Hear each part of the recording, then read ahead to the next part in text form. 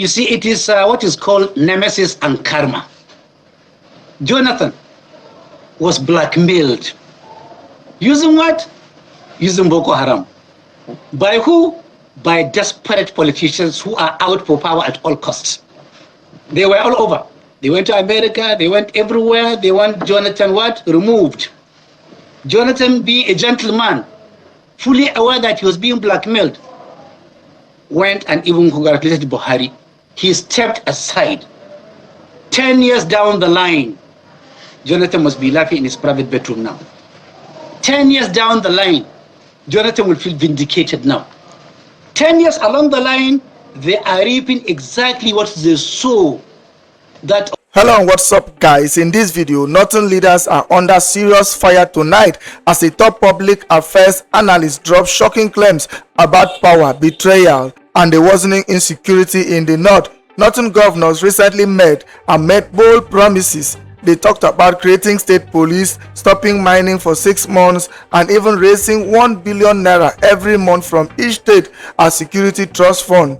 On paper, it sounded powerful, but according to this analyst, it is nothing but panic management. He asked one dangerous question: you want to raise 19 billion naira every month, but where is the real plan? He warned that without a clear blueprint, that money could be wasted. According to him, poverty, joblessness, lack of education and poor youth training are the real fuel behind insecurity, not just guns and patrols. Then came a shocking revelation.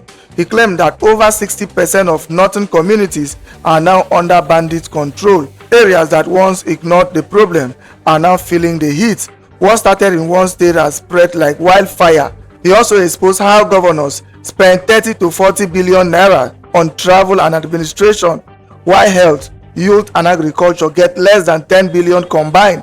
In his words, any leader who does this and talks about security is only deceiving himself. But that was not the biggest bombshell. The analyst boldly claimed that former President Goodluck Jonathan was deliberately blackmailed using Boko Haram by desperate politicians hungry for power. He said they even traveled to America to meet President Obama just to make sure Jonathan was removed. Jonathan stepped aside quietly. Now, 10 years later, he says karma has returned in full force. According to him, the same people who pushed Jonathan out are now the ones running helter-skelter, buying drones and crying about insecurity. His final warning was chilling. You can blackmail, intimidate and pretend, but the harvest always comes. Guys, I will let you watch this video for yourself so you can see exactly what I'm talking about. Also, don't forget to like, share and subscribe to this channel if you haven't already done so. Take a look guys and remember to share your thoughts after watching. I did highlight some of the things that have been said. Are they drastic enough in your view? Do they inspire hope for the people of the North to say this is a step in the right direction to be able to curb the incessant killings and kidnappings? Well, this is just a panicky approach to security. When you wake up and say you are contributing $1 billion naira every month times 19 billion naira, to do what with that money? Where is the blueprint? What are they going to do in specific with that money?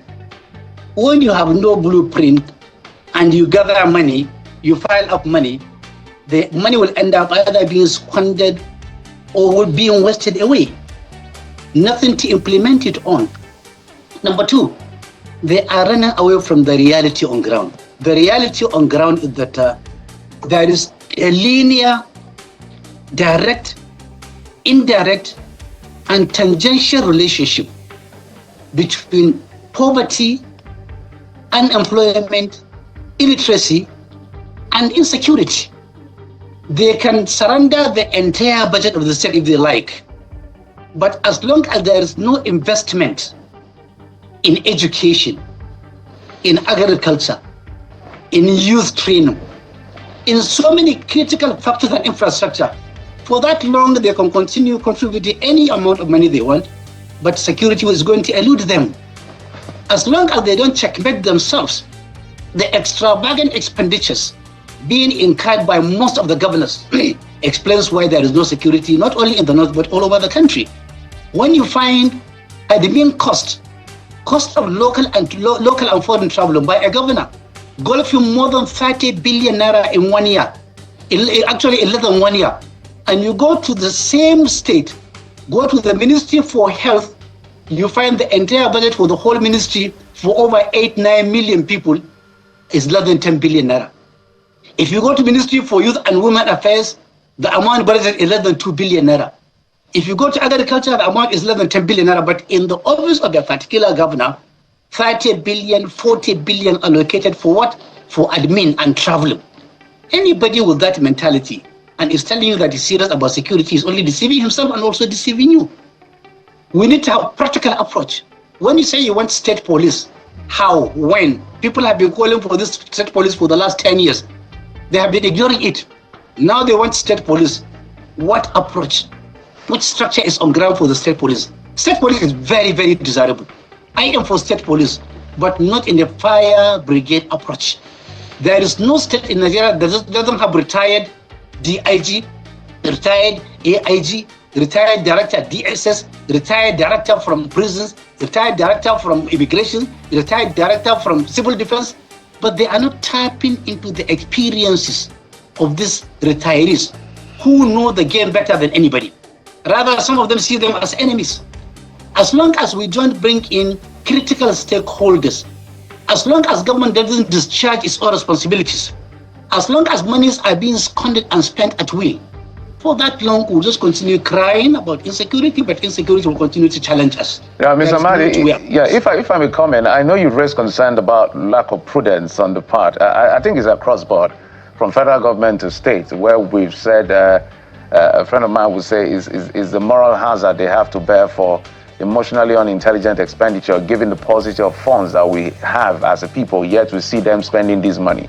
Where I'm going to with that is, insecurity is biting really hard. So in terms of prioritization, don't you think that is an urgent situation that needs to be addressed? Then we can backtrack to these positive factors that you've listed, which are quite correct. The truth is that there has been total neglect in the past. People were complaining they are being ignored. At one time, in a certain state, only 10 local governments were under the hand of bandits. Today in that state, 20 local governments are gasping. They are under siege. They are under the control of bandits. If you take the entire north, northwest, northeast, north central, almost 60% have been run over by bandits. And surprisingly, when Katsina was under siege, Kano and Jigawa folded their arms. And then they forgot about what is called the contagious effect theory. Now Kano is affected. Jigawa is affected. When Zamfara was under siege, Sokoto and Kebbi folded their arms. Now Sokoto and Kebbi are under siege.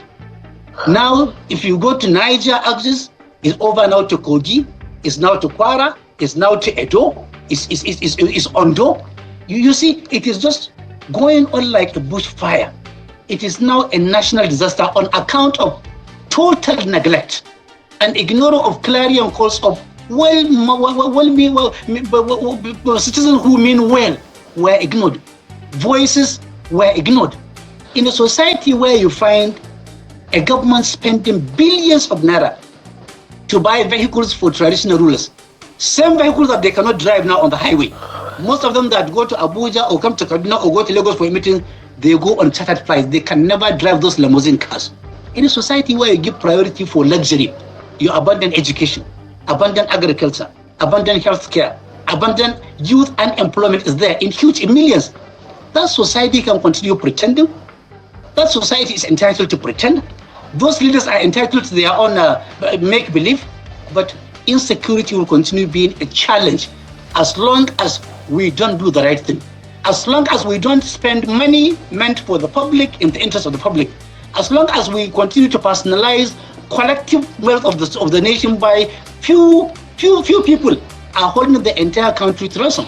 For example, Ned Nwako, not Nwodo, the senator, his committee said that they have discovered $306 billion, almost 484 trillion, questionable, doubtable, unaccounted for at NNPCL from 2017 to 2023. As if that was not enough, Senator Wadada, Chairman Senate Committee on Public Accounts, also said that 210 trillion need to be explained by NNPC.